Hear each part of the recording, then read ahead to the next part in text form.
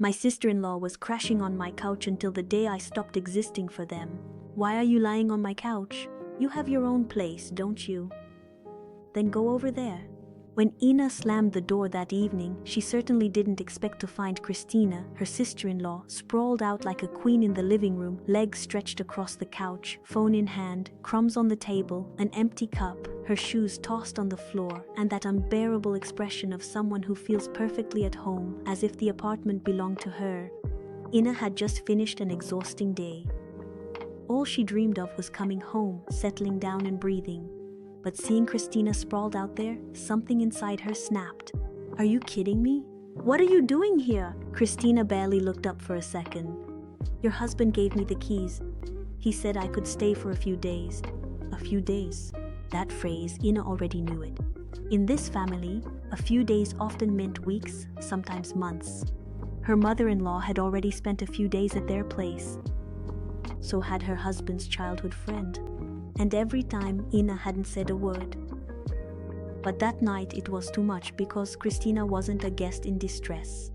She was a 33-year-old woman who had already had an apartment, already had money, already had several chances, and who, each time, had ruined everything. She had sold the apartment left by their parents, spent the money, lived with one man, then another. And now that she had nothing left, she came back to settle here, at their place.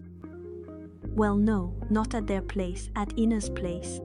Because yes, maybe the husband's name was on the papers, but it was Ina who had chosen the furniture, Ina who had paid the bills, Ina who had built this home piece by piece while her husband was away on business. So when Christina dared to say, "It's my brother's apartment too," Ina felt her anger turn icy cold. A few minutes later, Pavel, her husband, came home. And at that moment, everything changed. Ina was expecting at least an explanation. A little respect. An apology. I should have warned you. But no. Pavel simply shrugged and said, "She's my sister. I couldn't leave her outside." Then he added a sentence Ina would never forget. "Anyway, you're not going anywhere." Those words cut through her like a blade because in a single second she understood something terrible.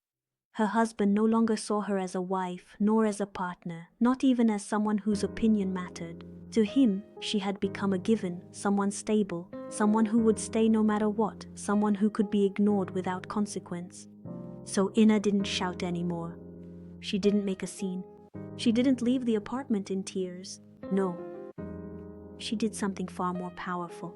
She decided to disappear, not physically, but from their lives. From the next day on, Ina ceased to exist for them. No more meals prepared for everyone, no more shared grocery shopping, no more laundry, no more cleaning in the common areas, no more attention, no more conversations. She would just buy enough food for herself in small portions that she kept in a separate bag in the fridge with a label. Ina would come home from work, have her meal, and lock herself in her room. In the morning she would leave early. In the evening she no longer asked anything of anyone. At first Pavel didn't notice anything, of course, because as long as a woman manages everything in silence, no one sees what she does. But as soon as she stops, everything falls apart. After 3 days, there were no clean shirts left. The dishes piled up, the living room was a mess, and the fridge was emptying. Christina, for her part, started to panic when there was nothing left to eat except for Ina's bag. She came to see her, outraged. "Maybe we could share the grocery shopping, couldn't we?" Ina looked at her calmly. "No, you and your brother are adults. Figure it out yourselves." "But we're a family." Then Ina smiled. A cold smile, a family. A family asks before imposing someone on their home. A family respects each other's space. A family doesn't say, you're not going anywhere." This time Christina didn't reply because she had just understood. The problem wasn't just that she was there. The problem was that both of them had decided that Ina had to accept it in silence. The following days became unbearable. No one laughed anymore. No one pretended that everything was fine. The atmosphere in the apartment was heavy, tense, almost suffocating. And then, on Saturday morning, Ina came out of her room and saw a suitcase by the door. Christina was packing her things. I'm going to stay at a friend's, she said without looking at her. It's unbearable here. Ina picked up her cup of coffee. I understand. Christina turned around furious. Are you happy now? You got what you wanted. Ina shook her head.